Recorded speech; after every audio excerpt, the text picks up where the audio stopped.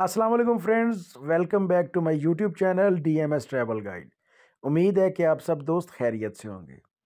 Friends, YouTube के ऊपर videos बनाने का मेरा हमेशा से एक ख़ास पर्पज़ होता है और वो पर्पज़ ये होता है कि जिस तरीके से वीज़ा अप्लाई करना है वो तरीका आप सब दोस्तों के साथ शेयर किया जाए, ताकि आप अपनी फ़ाइल के ऊपर ख़ुद काम कर सकें और एजेंट हज़रात से आप बच सकें। क्योंकि अब तो एजेंट हज़रात जो है वो हज़ारों डॉलर्स मांगते हैं वीज़ाज़ लगवाने के लिए, जबकि काम उन्होंने वही करना होता है जिस तरीके से एम्बेसी ने एक प्रोसीजर बताया होता है। तो मेरी कोशिश ये होती है कि आप सब दोस्तों तक वो प्रोसीजर पहुंचाया जाए, आपको बताया जाए कि आप ऐसे इस प्रोसीजर को फॉलो करें और अपना वीज़ा खुद अप्लाई करें। आज की इस वीडियो में हम ब्राज़ील का online visa application form fill करेंगे और देखेंगे कि इसमें कौन से डॉक्यूमेंट्स आपने लगाने हैं, किस तरीके से आपने इसको फिलअप करना है। आपने मुकम्मल फॉर्म देखना है कि कैसे फिलअप करके आपने एम्बेसी में सबमिट करना है, और साथ ही हम ये भी डिस्कस करेंगे कि ब्राज़ील जाने के क्या फ़ायदे हो सकते हैं, इसके एडवांटेजेस और डिसएडवांटेजेस क्या हैं। तो वीडियो को मुख्तसर रखने के लिए चलते हैं लैपटॉप की स्क्रीन पे, जहाँ पे गूगल का पेज मैंने ओपन किया हुआ है और एम्बेसी की वेबसाइट का लिंक आपके सामने है। अपनी वीज़ा एप्लीकेशन एम्बेसी में जमा करवाने से पहले आप 2 से 3 बार इसके ऊपर प्रैक्टिस करें, तो ये आपको बहुत अच्छी तरह से आपकी फिंगर टिप्स के ऊपर जो है ये एप्लीकेशन याद हो जाएगी। तो वीडियो को देखते हुए आपने प्रोसीजर फॉलो करना है और आपने अपनी वीज़ा एप्लीकेशन को स्टार्ट करना है। गूगल में मैंने ब्राज़ील एम्बेसी इन पाकिस्तान लिखा है, तो जो पहला लिंक उसने मुझे दिया है वो एम्बेसी का ऑफिशियल लिंक है। इसके ऊपर जब आप क्लिक करेंगे तो फर्दर आप इस पेज के ऊपर आ जाएंगे, जहाँ पे उनका पोर्टल है, जहाँ पे ऑनलाइन वीज़ा एप्लीकेशन सबमिट होनी है। तो बेसिकली ये पेज पुर्तगीज़ लैंग्वेज में होता है, तो आप इसे इंग्लिश में ट्रांसलेट कर सकते हैं और उसके बाद अपनी वीज़ा एप्लीकेशन को स्टार्ट कर सकते हैं। तो वीडियो को देखते रहें और आप इस पूरे प्रोसीजर को समझें कि इसको आपने कैसे फिलअप करना है, और यही वो मेन चीज़ है जो आपकी एम्बेसी के पास जाती है, जिसमें सारी आपकी डिटेल्स होती हैं और एम्बेसी डिसाइड करती है कि आपको वीज़ा देना है या आपको वीज़ा नहीं देना। अगर आपको एम्बेसी को ईमेल करनी हो तो ये ईमेल जिसको अभी मैंने हाईलाइट किया है, ये ईमेल एड्रेस आप इस्तेमाल करेंगे एम्बेसी के साथ कम्युनिकेट करने के लिए। आपका सारा काम जो है वो इस पोर्टल के ऊपर कौंसलर सेक्शन में होगा। कौंसलर सेक्शन के ऊपर आप क्लिक करेंगे तो आपके पास फर्दर सारी इन्फॉर्मेशन आ जाएगी कि आपने कैसे इसको आगे लेकर चलना है। Friends, Brazil south American region में दूसरा सबसे स्ट्रॉन्ग कंट्री है। सबसे पहले नंबर पे चिली आता है, उसका पासपोर्ट जो है वो ब्राज़ील से भी ज़्यादा स्ट्रॉन्ग है, और चिली के बाद जो है वो दूसरे नंबर पर ये ब्राज़ील आता है। चिली का पासपोर्ट लेना काफ़ी मुश्किल है, जबकि ब्राज़ील का पासपोर्ट लेना बक़दरे आसान है। शेंजन ज़ोन में हम ये देखते हैं कि पुर्तगाल जो है वो आपको बहुत जल्दी डॉक्यूमेंट्स दे देता है, जल्दी आपको नेशनैलिटी मिल जाती है। आप जितना भी जल्दी करें तो फिर भी आपके 4 से 5 साल या 6 साल लग जाते हैं। ब्राज़ील का सबसे बड़ा फ़ायदा ये है कि आप किसी भी स्टेटस पे अगर ब्राज़ील जाते हैं तो वहाँ जाके आपके पास बहुत सारी ऐसी ऑप्शंस होती हैं जिसमें आप बहुत आसानी से अपनी नेशनैलिटी की तरफ, अपनी सिटीज़नशिप की तरफ जो है प्रोसीड कर सकते हैं। तो अब कुछ तरीके तो हैं, जिस तरह फॉर एग्ज़ाम्पल अगर आप जाते हैं, जाके असाइलम करते हैं, तो असाइलम करने में एक बहुत लंबा टेन्योर चाहिए होता है, जिसमें तकरीबन 4 साल पहले आपको असाइलम पे जो है ना वो स्पेंड करने होते हैं, और उसके बाद फिर कुछ 4-5 साल के बाद आपको पासपोर्ट मिलता है। उसके बाद जो दूसरा ऑप्शन है वो है शादी वाला ऑप्शन, कि अगर वहाँ पे आप जाके शादी कर लेते हैं। तो शादी में ये है कि अगर आप पाकिस्तान में ऑलरेडी मैरिड हैं तो आप ब्राज़ील में शादी नहीं कर सकते। तो ये ऑप्शन सिर्फ़ उन लोगों के लिए है जिनका पाकिस्तान में स्टेटस अनमैरिड है। अगर अब आप मैरिड हैं और फिर आप ब्राज़ील जाते हैं, या आप अनमैरिड हैं लेकिन वहाँ पे जाके आप परमानेंट शादी नहीं कर सकते, तो एज़ पर ब्राज़ीलियन लॉ अगर आप किसी के साथ लिविंग टुगेदर रिलेशनशिप में हैं तो उस बेस के ऊपर भी आप अपनी डॉक्यूमेंटेशन कर सकते हैं, और ये नेशनैलिटी का सबसे तेज़ तरीन तरीका है, जिसमें आप जब भी किसी अपनी फ्रेंड के साथ जाएंगे, वहाँ पे रजिस्ट्रेशन करवाएंगे कि आप इकट्ठे रह रहे हैं, तो आपको कंट्री में रहने की इजाज़त दी जाए। तो उसमें ये होता है कि वो आपको जो है ना आपका प्रोसीजर स्टार्ट कर देते हैं, और जो आपको डायरेक्ट चीज़ मिलती है वो मिलती है पीआर, यानी मतलब परमानेंट रेजिडेंसी। तो परमानेंट रेजिडेंसी जो है वो भी इक्वल टू सिटीज़नशिप, यानी कि तमाम आपको वही राइट्स होते हैं जो आपको एक सिटीज़न को होते हैं। अब पीआर मिलने का जो ड्यूरेशन है, उसका जो ड्यूरेशन है वो मिनिमम 1 मंथ और मैक्सिमम 6 मंथ, यानी 1 माह से लेके 6 माह के बीच में आपको रेजिडेंस कार्ड मिल जाता है, और ये प्रॉक्सी 2 से 2.5 महीने में मिल जाता है वैसे। उसके बाद उस पीआर के ऊपर आपने 1 साल गुजारना है, और 1 साल गुजारने के बाद आप जो है नेशनैलिटी अप्लाई करने के, पासपोर्ट अप्लाई करने के एलिजिबल हो जाते हैं। तो फ्रेंड्स, मेरा नहीं ख्याल कि इतना स्ट्रॉन्ग पासपोर्ट जिसके ऊपर आपको 140 plus countries visa free travel हो, और वो आपको 2-2.5 साल या मैक्सिमम 3 साल के ड्यूरेशन में मिल जाए।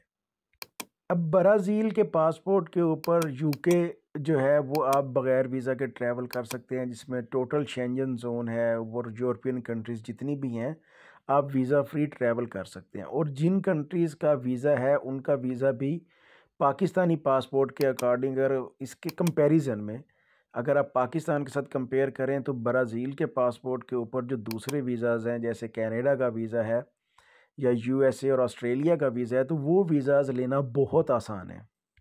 अगर हम ये बात करें कि अगर आपके पास जनाब अब ब्राज़ील का वीज़ा है और वो टूरिस्ट वीज़ा है, आप वहाँ पे गए हैं और आप लिविंग टुगेदर रिलेशनशिप में चले गए हैं या किसी भी स्टेटस के ऊपर चले गए हैं, तो अब आप अगर वहाँ पे जॉब करते हैं, तो जॉब की सूरत हाल ब्राज़ील में इतनी ज़्यादा अच्छी नहीं है। मतलब आप ख़ुद को तो सपोर्ट कर सकते हैं, वहाँ पे आप अपना रहना, खाना-पीना, ट्रांसपोर्टेशन और जो भी एक एक्सपेंस होते हैं, जैसे टेलीफ़ोन का एक्सपेंस है, ट्रैवलिंग एक्सपेंस है, अला-बला, ये चीज़ें तो आप कर सकते हैं। लेकिन आप पाकिस्तान अपनी फ़ैमिली को कोई बहुत अच्छे तरीके से सपोर्ट नहीं कर सकते, क्योंकि जब आप नए गए होंगे तो वहाँ पे पुर्तगीज़ लैंग्वेज है, और पुर्तगीज़ लैंग्वेज सीखते हुए भी आपको थोड़ा-सा टाइम लगेगा, और एडजस्टमेंट में, सेटलमेंट में थोड़ा-सा टाइम लगेगा, तो शुरू में आपको ये प्रॉब्लम हो सकती है। ब्राज़ील में जॉब से ज़्यादा जो अपॉर्चुनिटीज़ हैं वो बिज़नेस में है। बिज़नेस में वहाँ जो है बहुत सारी अपॉर्चुनिटीज़ हैं, और आप बहुत ज़्यादा अर्न कर सकते हैं। फ्रेंड्स, बहुत सारी ऐसी कंट्रीज़ हैं जो आपको बहुत जल्दी पासपोर्ट देती हैं, लेकिन उन कंट्रीज़ का जो पासपोर्ट देने का तरीक़ाकार है वो होता है सिटीज़नशिप बाय इन्वेस्टमेंट। मतलब किसी कंट्री की $1.5 लाख या किसी कंट्री की $1 लाख, $1 लाख से कम तो शायद किसी की भी नहीं है। 1.30 या $1.5 लाख से स्टार्ट होती है कि आप इतने पैसे हमारे मुल्क में लेके आएँ, यहाँ पे कोई बिज़नेस करें, यहाँ पे कोई प्रॉपर्टी ख़रीदें, तो वो आपको पासपोर्ट दे देते हैं। लेकिन ब्राज़ील एक ऐसा मुल्क है जहाँ पे आप जाते हैं और 2 से 2.5 साल में आप एक जो है प्रोसीजर के तहत अपना पासपोर्ट गेन कर लेते हैं, और वो पासपोर्ट भी बहुत स्ट्रॉन्ग पासपोर्ट होता है। इसके लिए आपको ब्राज़ील में किसी किस्म की कोई बड़ी इन्वेस्टमेंट लेके जाने की भी ज़रूरत नहीं होती। तो ये इसका एक बहुत बड़ा फ़ायदा है कि आप कम वक्त के अंदर एक बहुत अच्छा और स्ट्रॉन्ग पासपोर्ट जो है वो कैरी कर लेते हैं। अब अगर हम बात करें कि इसके डिसएडवांटेजेस क्या हैं, तो इसके डिसएडवांटेजेस में ये है कि अगर आप ये कहते हैं कि हाँ ठीक है, मैं ब्राज़ील जाऊंगा, लेकिन मेरी फ़ाइनल डेस्टिनेशन ब्राज़ील नहीं है, और उसके बाद मुझे शेंजन में जाना है, मुझे फॉर एग्ज़ाम्पल नॉर्वे जाके रुकना है, या मुझे जर्मनी जाके सेटल डाउन होना है, या आपको फ़्रांस, इटली, आप कोई भी आपकी कोई और डेस्टिनेशन है जहाँ पे जाके आप लॉन्ग टर्म रहना चाहते हैं, लेकिन आपको वीज़ा नहीं मिल रहा, और एक ब्राज़ील को आप सिर्फ एक गेटवे के तौर पे यूज़ करते हैं कि मैं वहाँ पे जाके पासपोर्ट लूँगा और उसके बाद मैं किसी और कंट्री मूव हो जाऊँगा। तो इसमें डिसएडवांटेज ये है कि जब आप ब्राज़ील का पासपोर्ट कैरी करके आप किसी भी शेंजन ज़ोन की कंट्री में आएँगे, तो वहाँ पे आपकी जो एंट्री होगी वो एज़ अ टूरिस्ट होगी, और एज़ अ टूरिस्ट आपको काम करने की इजाज़त नहीं होगी। या तो आपको वहाँ से वर्क परमिट लेना पड़ेगा, या आप अगर आते हैं टूरिस्ट के ऊपर, आप दोबारा किसी शेंजन ज़ोन में आते हैं, तो वहाँ आके दोबारा फिर आपको एक नए सिरे से दोबारा सिटीज़नशिप और पीआर और अलाबला, इन सारे प्रोसीजर्स में से दोबारा गुज़रना पड़ेगा। दूसरा, कुछ लोग ये समझते हैं कि शायद ब्राज़ील में बहुत ज़्यादा क्राइम है, और वहाँ जाके जो रहना है वो लाइफ रिस्क करने के बराबर है। तो फ्रेंड्स, 2013-2014 में आई वाज़ प्लानिंग, तो मैंने कुछ टूर पे जाना था, तो मैं वहाँ उस वक़्त जो है डिसाइड कर रहा था अपनी डेस्टिनेशन कि मुझे किस कंट्री जाना चाहिए। तो मैंने तब ब्राज़ील को भी सिलेक्ट किया और मैं ब्राज़ील की जो है ना क्राइम रेशो वो उसको इंडेक्स पे चेक कर रहा था। तो ब्राज़ील में जो क्राइम रेशो था वो कम था, जबकि पाकिस्तान का जो सबसे बड़ा शहर है कराची, उसमें जो क्राइम रेशियो था वो सबसे ज़्यादा था। तो बात करने का मकसद ये है कि वहाँ पे कुछ ऐसे एरियाज़ हैं, कुछ ऐसे जहाँ पे गैंग वार्स और इस तरह की चीज़ें होती हैं। लेकिन इसका मतलब ये नहीं है कि हर शहर के हर जगह पे इस तरह का कोई सीन है। ब्राज़ील में बाकायदा एक सिस्टम है, लॉ एनफोर्समेंट है, वहाँ पे बहुत सारी चीज़ें हैं। तो हर जगह पे ऐसा नहीं है, वो कुछ एरियाज़ हैं और कुछ सिटीज़ हैं, अगर आप वहाँ पे ना जाएँ, तो बाकी किसी भी एरिया में आपको कोई किसी किस्म का मसला नहीं है।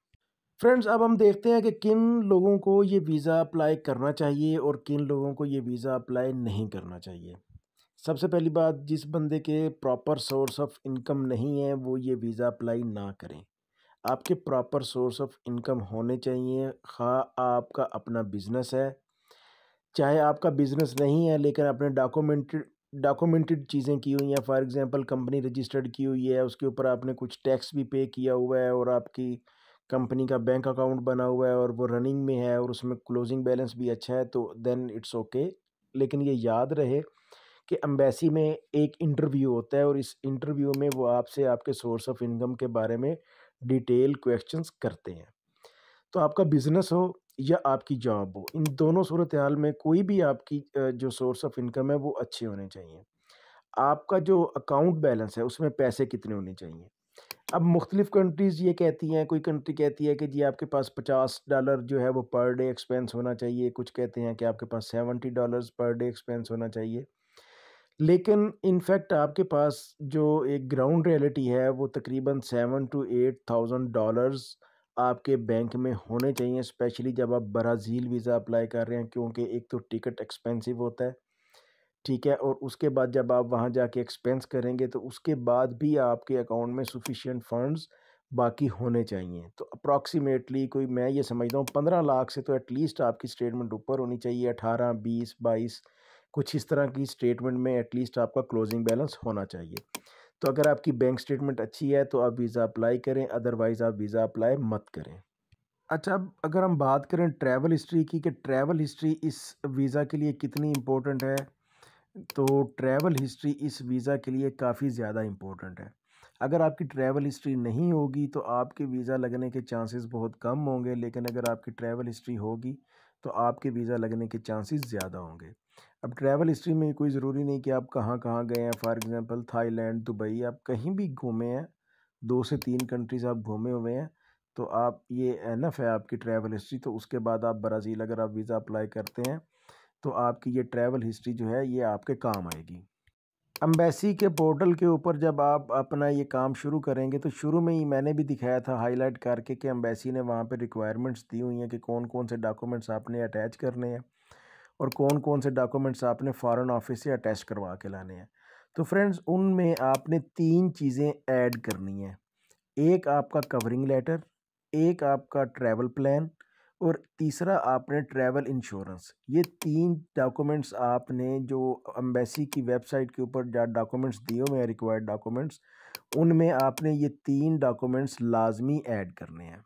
जब आपकी ये वीज़ा एप्लीकेशन कंप्लीट हो जाएगी तो आप इसको ऑनलाइन सबमिट कर देंगे और साथ ही इसका प्रिंट ले लेंगे। प्रिंट लेने के बाद आप इसके ऊपर अपनी पिक्चर वगैरह लगाएंगे, साइन करेंगे और अपने तमाम डॉक्यूमेंट्स जो हैं वो वीएफएस के थ्रू आप एम्बेसी भेज देंगे। तो एम्बेसी फिर आपको रीच आउट करेगी और वो आपका जो है इंटरव्यू स्केड्यूल करेंगे।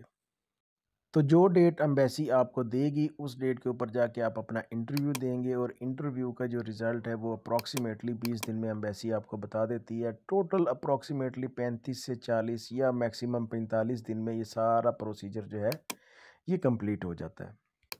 अगर आपके पास इनविटेशन है तो इनविटेशन की सूरत में आपको होटल बुकिंग की ज़रूरत नहीं है, अगर आपकी जो अकामोडेशन है वो आपके स्पॉन्सर्ड की तरफ से मैनेज की गई हो तो। और अगर इनविटेशन ना हो तो इनविटेशन ना होने की सूरत में होटल बुकिंग ज़रूरी है, लेकिन होटल ना बहुत ज़्यादा महंगा हो और ना ही कोई बहुत ज़्यादा सस्ता होटल हो। इस एप्लीकेशन के टोटल 6 स्टेप्स हैं। आखिरी स्टेप में आके आपने अपने डॉक्यूमेंट्स अपलोड करने हैं और आप जैसे ही कंप्लीट एप्लीकेशन करेंगे तो ये सबमिट हो जाएगी और फिर इसके आगे आप जो है इसका प्रिंट आउट ले सकते हैं। इस वीडियो के रिलेटेड या ब्राज़ील से रिलेटेड कोई भी क्वेश्चन आपके माइंड में हो तो आप कमेंट बॉक्स में मुझसे पूछ सकते हैं। उम्मीद है कि वीडियो आपको पसंद आएगी, और वीडियो अगर आपको पसंद आए तो इसे लाइक और शेयर ज़रूर कीजिएगा, और कमेंट्स बॉक्स में ये भी सजेस्ट कीजिएगा कि नेक्स्ट वीडियो हम किस कंट्री पे बनाएं। अपना और अपने इस चैनल का बहुत सा ख्याल रखें। अगली वीडियो तक के लिए अल्लाह हाफिज़।